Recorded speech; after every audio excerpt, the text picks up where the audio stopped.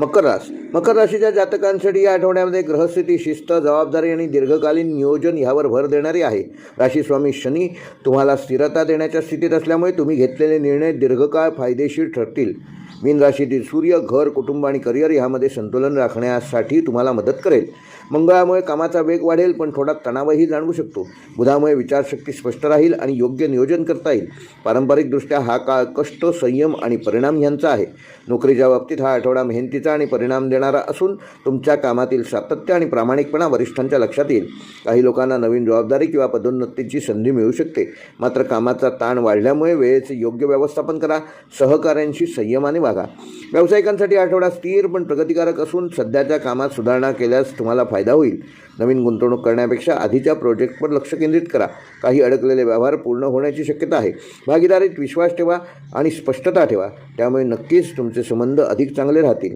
विद्यार्थ्यांसाठी हा आठवडा अभ्यासात सातत्य ठेवण्याचा असून मेहनतीचे फळ मिळेल, पण त्याकरिता संयम राखणं आवश्यक आहे.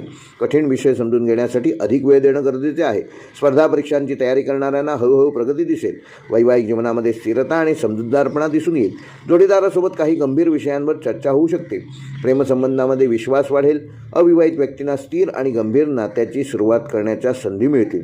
आर्थिकदृष्ट्या आठवडा स्थिर राहणार असून उत्पन्न नियमित राहील, पण खर्चावर नियंत्रण ठेवणं आवश्यक आहे. गुंतवणुकीसाठी हा काळ अनुकूल आहे. बचतीवर भर द्या आणि अनावश्यक खर्च टाळा.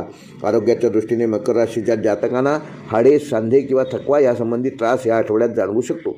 नियमित व्यायाम करा, संतुलित आहार घ्या, पुरेशी झोप घ्या. योग आणि स्ट्रेचिंग फायदेशीर ठरणार आहे, तेव्हा त्याचा योग्य उपयोग करा. त्यामुळे तुमचं आरोग्य चांगलं ठेवण्यामध्ये तुम्ही यशस्वी व्हाल. मकर राशीसाठी या आठवड्याचा शुभ अंक आहे 4 व 8. शुभ रंग आहे काळा व निळा. शुभवार आहे बुधवार व शनिवार. शुभ दिनांक आहे 22, 25 व 28 मार्च. व मकर राशीसाठी या आठवड्याचा विशेष उपाय: येत्या शनिवारी संध्याकाळी एका लोखंडी वाटीत थोडेसे तिळाचे तेल घेऊन त्यात आपला चेहरा बघा आणि ते तेल एखाद्या झाडाच्या मुळाशी अर्पण करा. हा उपाय केल्यामुळे शनिग्रह शांत होऊन नकारात्मक ऊर्जा दूर करेल आणि जीवनामध्ये स्थिरता आणि यश वाढवण्यास अनुकूल ठरेल.